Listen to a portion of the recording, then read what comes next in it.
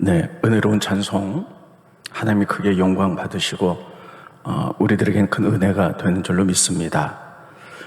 오늘은 예수님의 제자 가운데 바돌로메에 대해서 좀 말씀을 전하도록 하겠습니다. 우리가 예수님의 제자 가운데 바돌로메는 이름이 두 가지가 있습니다. 나다나엘, 바돌로메 두 가지 이름이 있는데 특별히 이 바돌로메는 이름이 아니라 애칭인 것 같아요. 히브리 말의 바라는 뜻은 아들이란 뜻이에요. 그러니까 바돌로메는 돌메오의 아들이다 이런 뜻이에요. 그러니까 돌메오의 아들 나다나엘.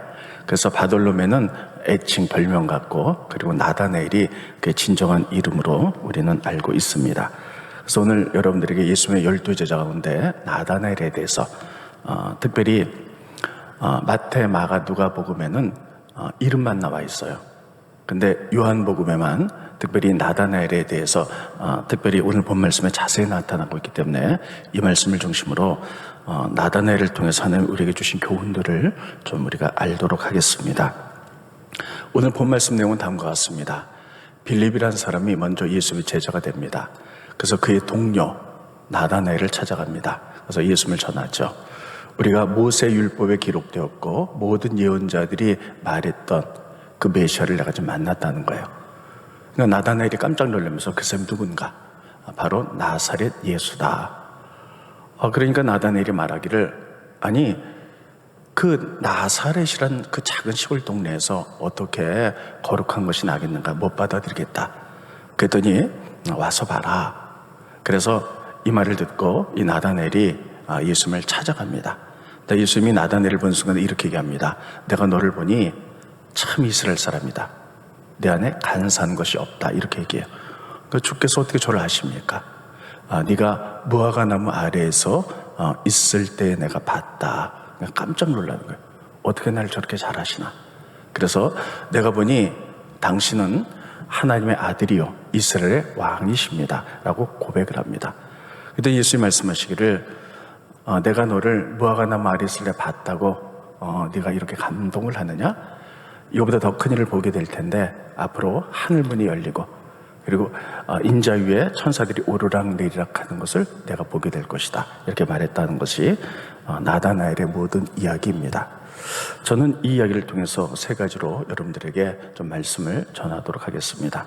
첫째, 본 말씀을 통해서 깨닫는 것은 예수님의 대화법입니다.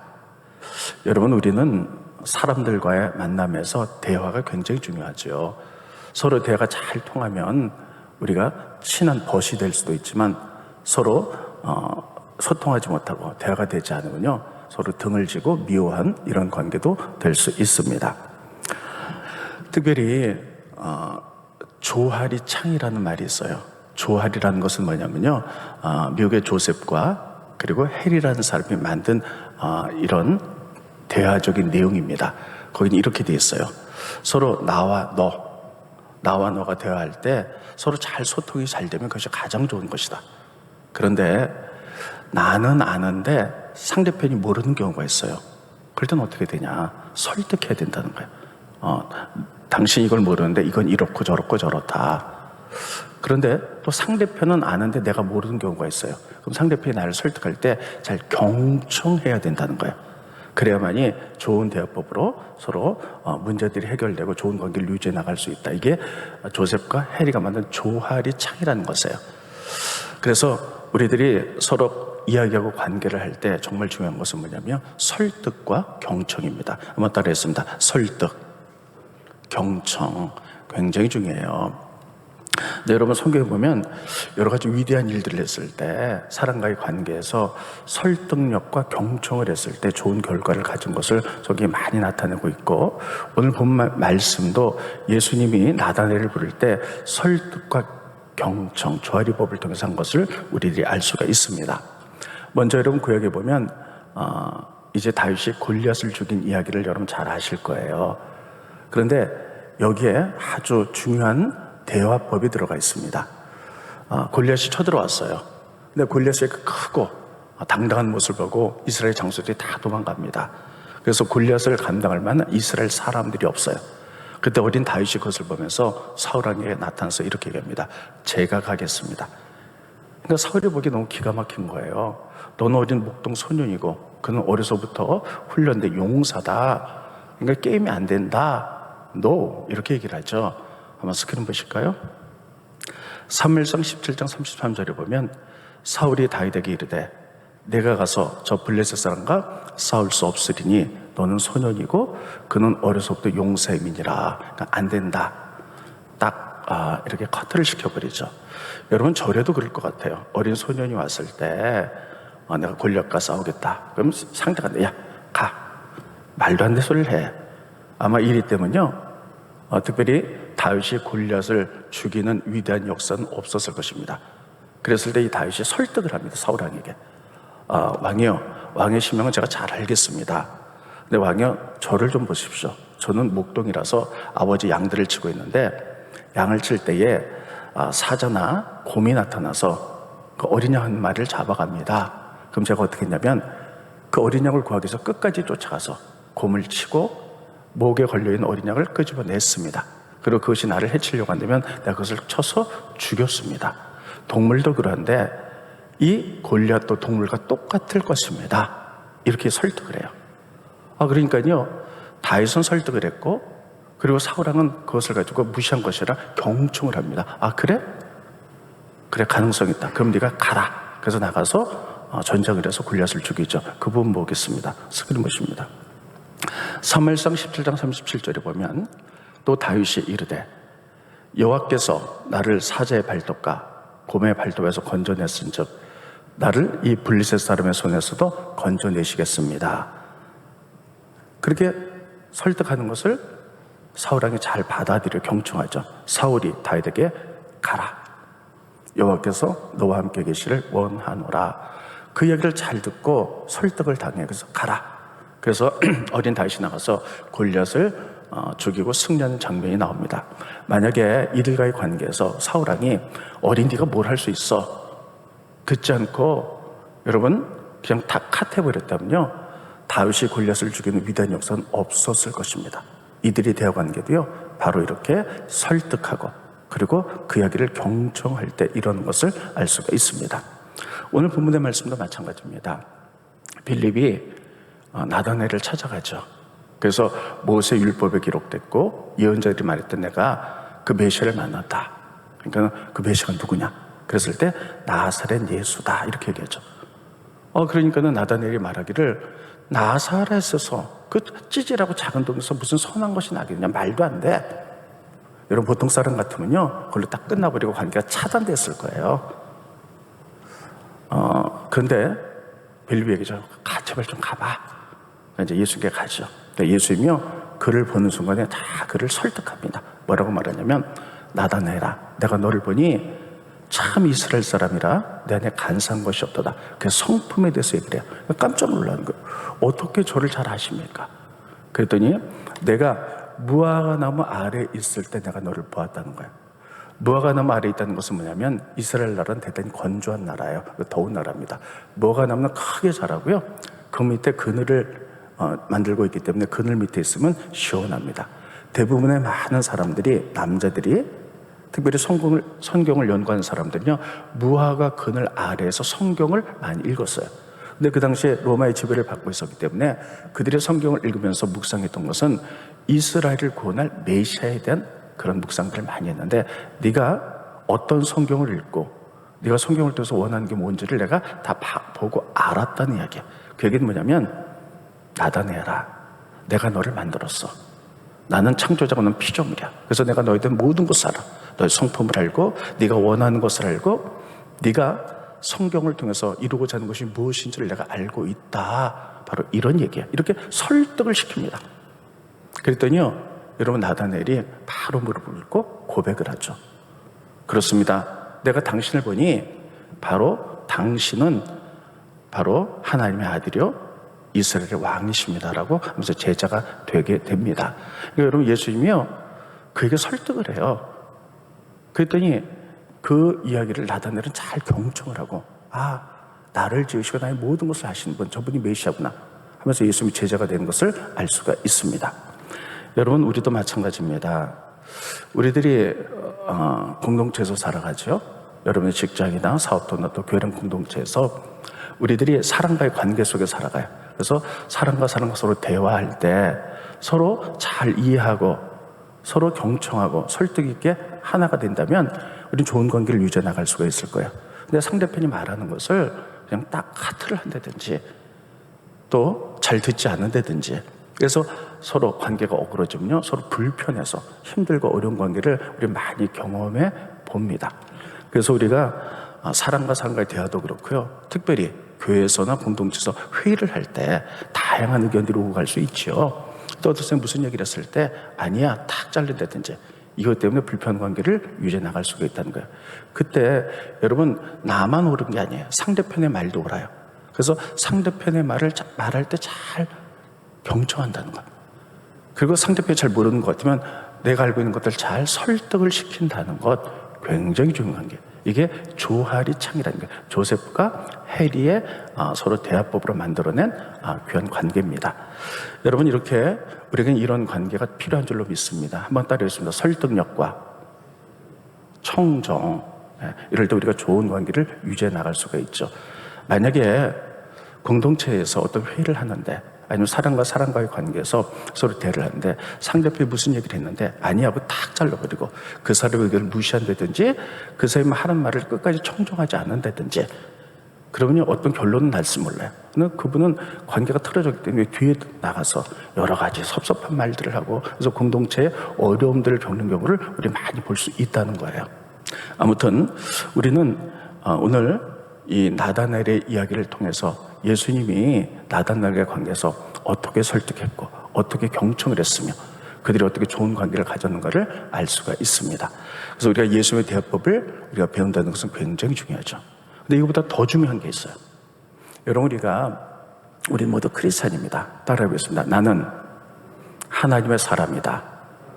그래서 사람과의 관계에서요 어떤 문제가 있을 때 설득하고 또 그 사람의 의견을 존중해서 경청해서 어떤 결론이 나오면 그것을 해결할 때 여러분 서로 관계에서 해결한다고 해서 모두가 하나님의 뜻은 아니에요.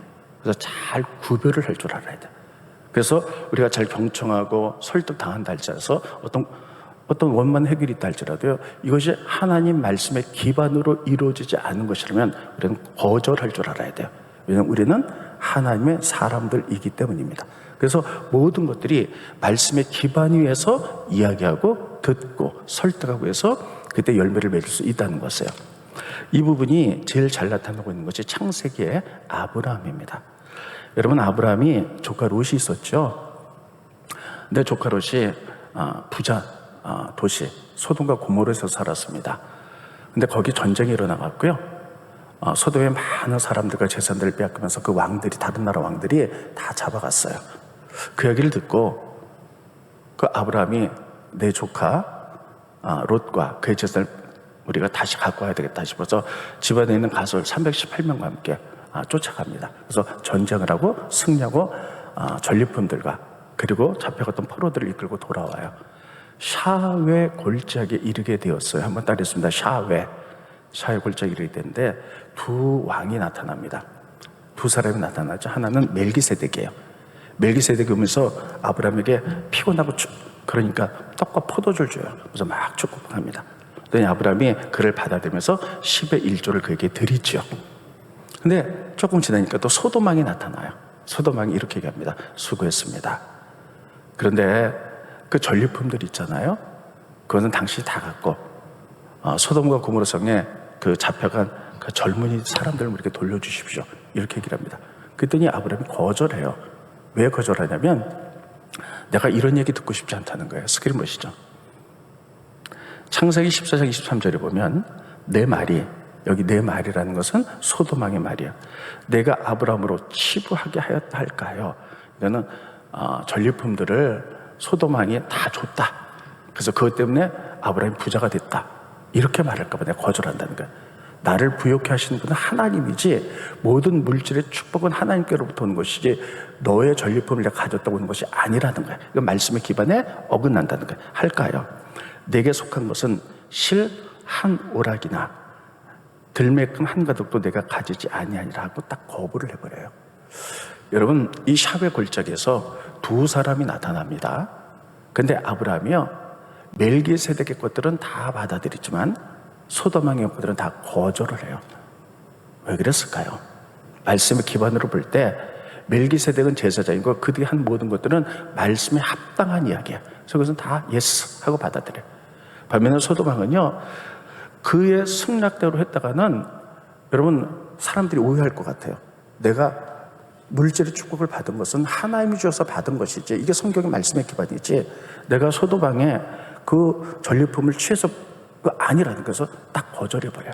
그래서 아브라함은 어떤 일이 있을 때마다 말씀의 기반에서 합당한 것은 받아들이고 아닌 것은 딱 거절해버리는, 여러분, 우리는 일생을 살아가면서 매일매일 샤베 골짜기와 같은 이런 삶을 매일 살아갑니다. 우리에게 많은 일들이 벌어져요. 그때 여러분, 서로 다르다고 해서 어떤 사람이 나에게 설득하고 청족해서 어떤 합일점이 이루어졌다 해서 이게 모든 것들이 말씀의 기반에 서는 것은 아니에요. 그런 어떤 관계가 형성됐다 할지라도 이게 성경적이고 말씀의 기반이라면 우리는 반드시 받아들이고 형통해서 나가야 되겠지만, 이게 성경적인 기반이 아니고 세속적인 거고 하나의 영광이 가려지는 것이라면 아무리 우리가 소통하고 하나가 된다 할지라도 거절할 줄 알아야 될 줄로 분명히 믿습니다. 그래서 여러분, 우리가 첫 번째 오늘 본 말씀을 통해서 예수의 대화법, 소통과 설득력에 대해서 우리들이 반드시 기억하시고, 그리고 공동체에서 사람과의 관계에서 이런 관계로 열매를 맺어 나갈 수 있기를 예수님의 이름으로 축원드리겠습니다. 두 번째는 우리가 본 말씀을 통해서 깨닫는 것은요, 고백입니다. 이 고백은 일종의 선포죠. 지금 예수님이 그에게 이렇게 얘기합니다. 닫아내라. 내가 너를 보니까 특별히 넌 참 이스라엘이야. 너에겐 간사한 것이 없어. 그 성품을 얘기해요. 어떻게 저를 하십니까? 내가 무화과 나무에서 성경 읽고 묵상하면서 하나의 나라를 기다리는 것을 내가 봤다는 거야. 그 얘기는 뭐냐면요, 나는 너를 잘 알아. 나는 창조주 하나님이고 넌 피조물이고 너를 만들었기 때문에 모든 것을 안다는 그 이야기를 듣는 순간에 여러분, 나단들이 고백을 합니다. 그렇습니다. 내가 당신을 보니 당신 하나님의 아들이요 그리고 이스라엘의 임금님입니다 라고 고백을 해요. 스크린 보십니다. 요한복음 1장 49절에 보면 나다나엘이 대답하되 랍비여, 당신 하나님의 아들이시오 당신은 이스라엘의 임금님입니다. 이렇게 고백해요. 여러분, 이 고백은요, 선포예요. 이 고백은 굉장히 중요합니다. 우리가 신앙생활하면서요, 입으로 고백한다는 것만큼 중요한 것이 없어요. 왜냐하면 로마서에 이렇게 말하고 있기 때문입니다. 스크린 보십니다.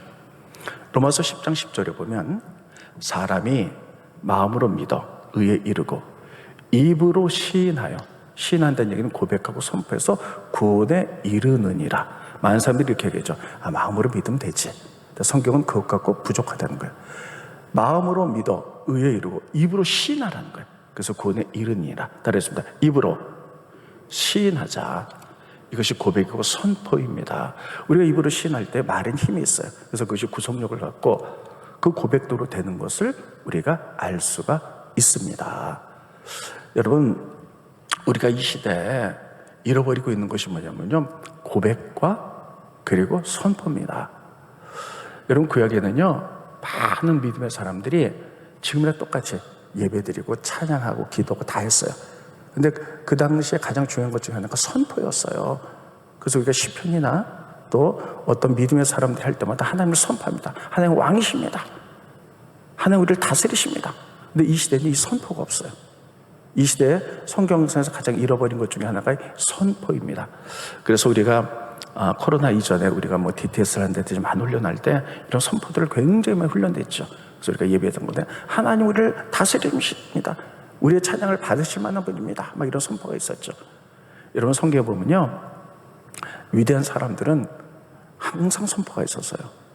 특별히 우리가 대표적인 것이 보면 기드온이 전쟁할 때 미디안에 수십만 대군과 300명이 전쟁할 때 그 하나님의 음성을 듣고 이렇게 얘기합니다. 스크린 보시죠. 사사기 7장 20절에 보면 세대가 나팔을 불며 항아리를 부수고 왼손에 횃불을 들고 오른손에 나팔을 들어 불며 외쳐 이르되 여호와와 기드온의 칼이다. 한번 따르겠습니다. 여호와와 기드온의 칼이다. 선포하는 거야. 여호와와 기드온의 칼이다. 하나님이 이번 전쟁은 승리하게 하셨다는 거예요. 그래서 선포하면서 나갑니다. 근데 이 선포가 능력이 있고 말의 권세 구속이 있어서 승리하게 된 것을 우리들이 알 수가 있습니다. 성경에 보면 정말 많은 사람들이 이 선포를 통해서 하나님의 역사를 경험한 것을 알 수가 있어요. 또 대표적인 사람이 여러분 잘 아는 대로 한나입니다. 구약시대 때는 여인들이 결혼해서 아들을 낳아서 자손을 이어가는 것이 굉장히 중요한 과업 중에 하나였죠. 근데 한나는 아기를 못 낳는 거예요. 그래서 남편이 작은 부인을 얻습니다. 작은 부인은 자꾸만 아들을 낳아요. 그래서 괴로워서 견딜 수가 없어요. 그래서 그가 하나님의 제단에 엎드려서 울면서 기도하면서 이렇게 얘기했죠. 만군의 여호와여. 한번 따르겠습니다. 만군의 여호와여. 하나님은 만군의 하나님입니다 라고 선포를 해버려요. 그래서 울면서 기도해요. 만군의 여호와라는 말은 뭐냐면요, 여호와 체바오트. 그 뜻은 뭐냐면 우리 인간의 힘으로는 할 수 없는 일들이 있어요. 우리가 아무리 애쓰고 노력해도, 여러분 불임인 여자가 아무리 애쓰고 노력해도 아기를 가질 수 없는 거예요. 이건 인간의 힘으로 할 수 없는 거예요. 그때 우리 인간의 힘으로는 할 수 없습니다. 하늘의 천군과 천사를 동원해서 나를 도와주십시오. 절망 중에 부르는 이름이 여호와 체바오트, 만군의 여호와. 여러분 이것을 제일 먼저 부른 사람이 한나예요. 그래서 하나님 그렇게 고백한 거죠. 만군의 여호와요. 이런 고백과 선포. 저는 지난주에 혼자 많이 선포를 해봤습니다. 나에게 요즘 역사는 하나님 어떤 하나님일까? 그래서 제가 선포하면서요, 많은 것들을 선포했지만 하나님은 여호와십니다. 여호와라는 건 뭐냐면요, 말씀 약속한 것을 이루시는 분이에요. 하나님 약속한 걸 이루시는 분입니다. 또 제가 선포한 것 중에 하나는 뭐냐면 하나님은 감찰하신 하나님입니다. 제가 혼자 막 선포했어요. 감찰한다는 게 뭐냐면요, 하갈이 불렀던 선포했던 하나님의 이름이에요. 억울함, 힘듦, 하나님 다 보고 계시고 갚아주신 하나님. 여러분 하나님께서는요, 우리의 연약함, 힘듦, 고난, 억울함, 눈물, 고통, 남몰래 흘리는 눈물과 고통과 기도를 다 들으시는 분, 다 하시고 계신 분이에요. 그리고 갚아주시는 분. 우리에게 역사했던, 저에게 역사했던 그 하나님이기 때문에 제가 그런 하나님을 자꾸 선포합니다.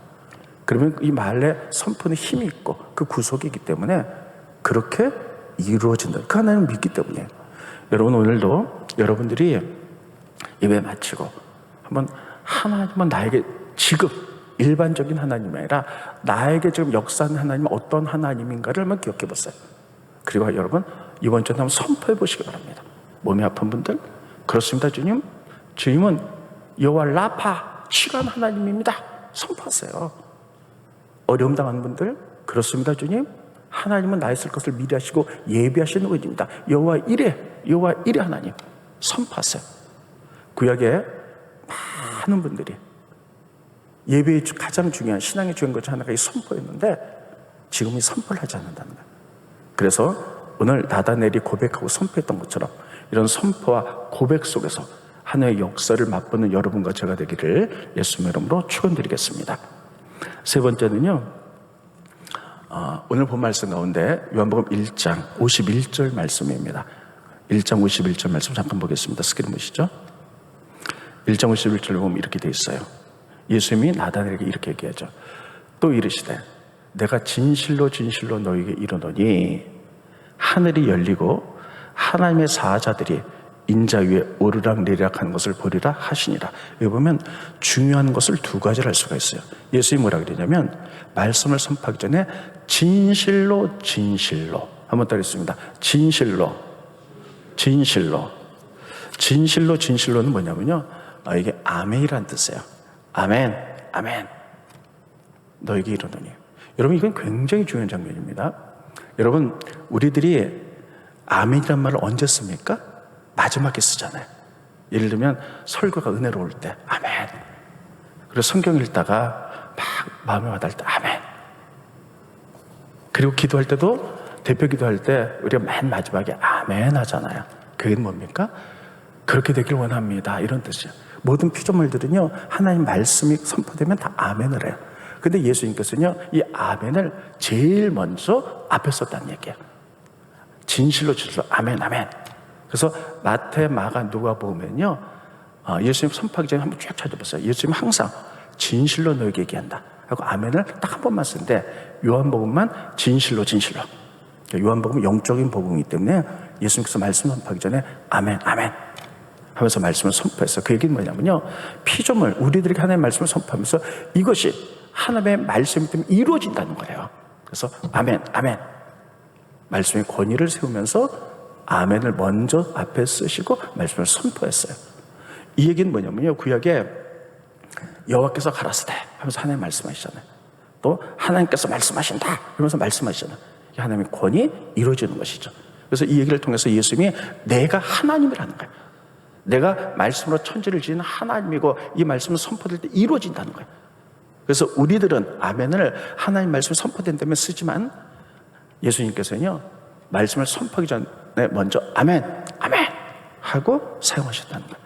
이걸 통해서 그분이 바로 하나님이시고, 또 그분이 말씀의 모든 근원 되신 창조주이심을 믿으시기를 예수님 이름으로 축원드리겠습니다.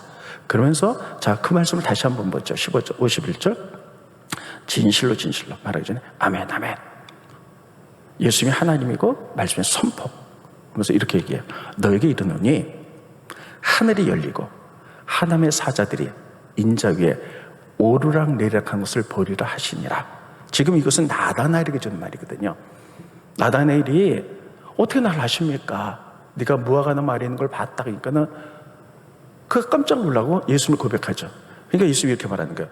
내가 너를 무화과나무 아래에 있다고 말했기 때문에 내가 나를 믿느냐. 더 큰 일을 볼 텐데, 더 큰 일은 뭐냐?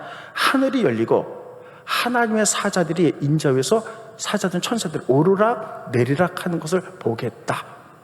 이게 가장 큰 일이라는 거예요. 이게 뭡니까? 예수님의 십자가 사건이에요.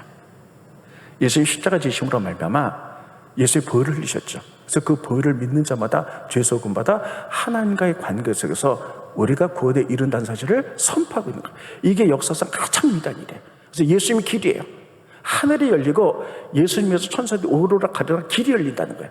예수를 통해서만 구원에 이를 수 있는 길, 이게 가장 놀라운 일인데 네가 앞으로 그것을 볼 것이라는 거예요. 그래서 첫째, 예수님이 오직 구원에 이르는 길이에요. 따라해보겠습니다. 예수님만이 구원에 이르는 길이다. 이게 첫 번째 얘기고요. 두 번째는요, 자, 예수님과 하나님 사이 이제 길이 열렸어요. 그런데 천사들이 오르락 내리락 한다는 거예요. 얘기는 뭘까? 왜 천사가 올라가고 내려올까? 따라했습니다. 기도. 그것은 기도를 의미해요. 이제는 우리가 기도할 때 예수님의 이름으로 기도하잖아요. 예수님으로 기도한 모든 것들은 천사들이 그 기도를 갖고 하나님께 올라가는 거예요. 그리고 하나님이 그 기도의 응답을 가지고 천사들이 내려온 줄 믿으시기 바랍니다. 그래서 이런 기도를 통해서 예수님이 하나님께 이른 구원의 길을 여셨고, 이것이 가장 놀라운 사건이고, 그리고 우리가 기도할 때 예수님의 이름으로 기도하는 것은 오직 예수님의 이름으로 기도할 때 천사들이 그 길을 가지고 하나님께 올라가는 것이고, 하나님께서는 들으시고 그 기도의 응답을 가지고 천사를 통해서 우리에게 말한다는 것이에요. 여러분, 지금은 기도해야 될 때인 줄 믿습니다. 어느 때보다 기도 많이 해야 돼요. 정말 코로나 위기 상황이죠. 그리고 제가 또 뉴스를 보니까 여러분 다 보셨겠지만 올해 폭염이 아주 대단하다 그러죠. 또 유럽에서는 캐나다 뭐 이런 데서는요, 일대 없는, 역사상 없었던 폭염 때문에 많은 사람들이 죽고, 유럽에서는 아주 홍수가 나서 많은 사람이 죽고, 올해는 코로나 플러스 자연재해, 이런 것들이 일어난다는 거죠. 인간의 힘은 어떻게 할 수가 없어요. 정말 우리는 하나님 앞에 엎드려 하나님께 기도해야 될 줄로 믿습니다. 정말 기도해야 될 때요. 하나님의 궁유를 바라야 될 때요. 근데 이 기도 가운데 기도의 가장 최상위는 뭘까? 따라했습니다. 듣는 기도. 저는 이게 하나님이 가장 기뻐하는 기도, 가장 최상 기도라고 생각해요. 여러분, 우리가 일반적인 기도하면 하나님께 요구하는 거죠. 이건 아이들 기도예요. 근데 하나님이 가장 기뻐하는 성숙한 기도는 뭐냐면 듣는 기도예요. 따라했습니다. 듣는 기도. 듣는 기도는 뭐냐면요, 성경을 묵상하면서 하나님과 친밀히 교제하면서 하나님의 뜻과 계획을 보는 거예요. 아, 하나님이 이렇게 하시는구나. 우리가 알게 되면 그것을 간구하는 거예요. 이게 듣는 기도예요.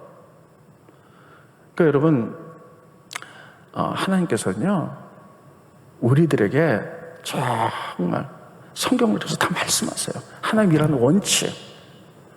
여러분, 이 세상에 되어진 모든 것들은 하나님의 섭리만이지 우연은 없습니다. 그러면 우리가 이 땅에 살아가면서 고난, 어려움, 많은 일들이 있죠. 그때 그냥 이 고난 하나님 해결해 주세요, 이것만 부르짖는 것이 아니라 이 고난과 어려움과 이런 것들을 통해서 이루고자 하는 하나님의 뜻과 계획이 무엇인가를 보는 거예요. 그래서 그것을 기도하는 거예요. 이것을 듣는 기도라는 거예요.